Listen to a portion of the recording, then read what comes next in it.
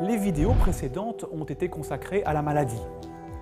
Comprendre et connaître mieux les maladies est passionnant et constitue un centre d'intérêt profond pour tous les soignants, quels qu'ils soient.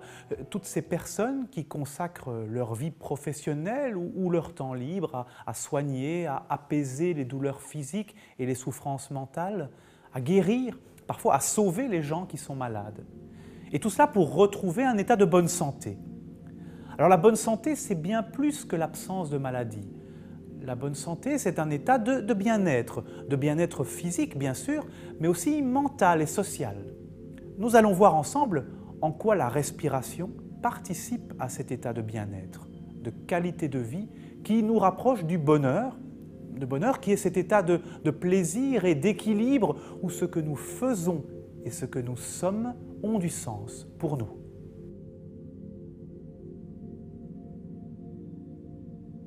Le souffle est vraiment un des piliers, un des 8 piliers des fondements du yoga.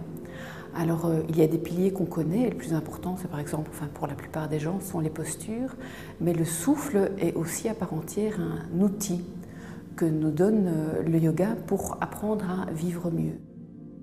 Il y a vraiment 3 choses importantes à réaliser au niveau du souffle et qui concrètement peuvent être vécues aussi. C'est réaliser tout d'abord que le souffle est le baromètre de nos émotions, de notre état émotionnel du jour. Donc on peut tous remarquer, vivre l'expérience que si on est stressé, par exemple, notre souffle va être raccourci, va être peut-être plus superficiel. Alors que si on est par exemple très en colère, il peut même devenir bruyant. Alors que si on est plutôt dans un état de sérénité, d'apaisement, ce souffle va se faire plus léger, plus discret. Le souffle, il est aussi notre ancre à l'instant présent. Alors certains parlent même, oui, d'ancrage dans la pleine conscience. Or, si justement on établit un lien avec le souffle, un lien d'attention, qu'est-ce qu'on va faire? On va élargir cette présence à l'instant présent. On ne va plus alimenter, on ne va plus mettre des bûches sur le feu par rapport aux pensées du passé que l'on ressasse ou par rapport à celles que l'on projette. Et on élargit cet espace-temps présent. Et puis savoir aussi, avant d'aller dans quelque chose de plus concret au niveau de cette pratique du souffle, c'est réaliser que notre souffle, notre respiration est véritablement un lien entre l'extérieur et nos espaces intérieurs. Et donc on a cette idée que l'inspire nous permet de nous enrichir techniquement, physiologiquement d'oxygène, mais nous nourrit, et que l'expire a un rôle de purification et d'élimination. On peut en conclure en disant simplement que respirer, porter son attention sur le souffle, en tout cas dans le cadre du yoga, c'est avant tout une expérience. Donc c'est difficile de mettre des mots sur quelque chose qui est d'abord de l'ordre du ressenti. Vous pouvez en plus commencer à vous concentrer. On peut en fait utiliser l'hypnose pour des interventions chirurgicales à la place d'une anesthésie générale pour certaines interventions. Et donc certains patients aiment bien parce qu'ils n'ont pas envie d'avoir de l'anesthésie, une anesthésie générale pour des raisons qui leur sont propres.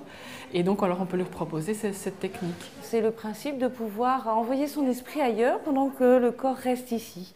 Donc c'est quand on dit que les enfants sont dans la lune ou qu'ils regardent les mouches voler, c'est ce principe-là. Ils sont indifférents à tout ce qui les entoure et leur esprit est ailleurs. On va se calquer sur la respiration du patient, lui parler sur l'expiration et dire des mots en fin d'expiration, ça va avoir toute une portée vraiment importante et ça permet aussi d'avoir une certaine une alliance avec le patient. C'est ce qu'on appellera la communication thérapeutique, c'est-à-dire que même dans le fait de communiquer, on devient déjà thérapeutique pour le patient.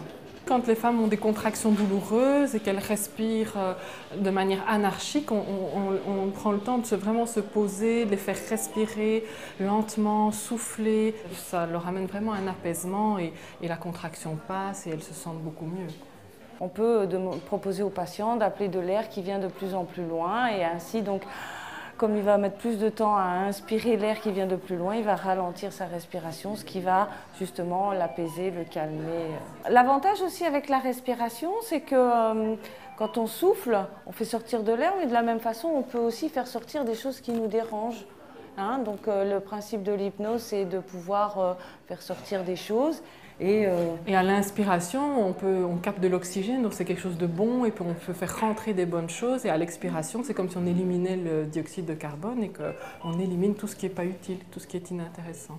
Donc, et ça, c'est utilisé. Voilà. Grâce à l'hypnose, on va demander à l'inconscient, de la même façon que les poumons font sortir ce qui est déchets et entrer ce qui est nécessaire à l'organisme, on va demander à l'inconscient de faire un petit peu le ménage comme ça, grâce à la respiration. De ce bien-être. Oh, je vois que c'est difficile aujourd'hui. Oui, ça va. Oui, je vois que c'est difficile. Je vais vous proposer de vous calquer sur ma respiration. Regardez bien ma respiration, voilà. Très bien, très bien. Très, très bien. Vous suivez ma respiration un peu comme la vague.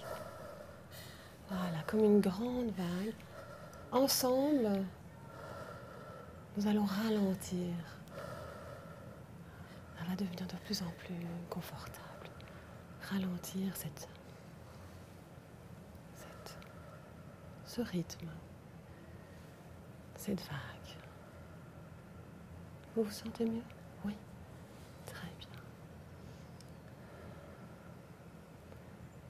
Et maintenant, je vous invite à choisir un lieu agréable où vous seriez bien.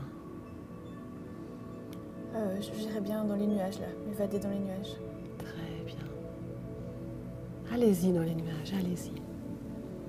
Vous êtes dans les nuages. Et tout votre corps se détend avec une certaine légèreté.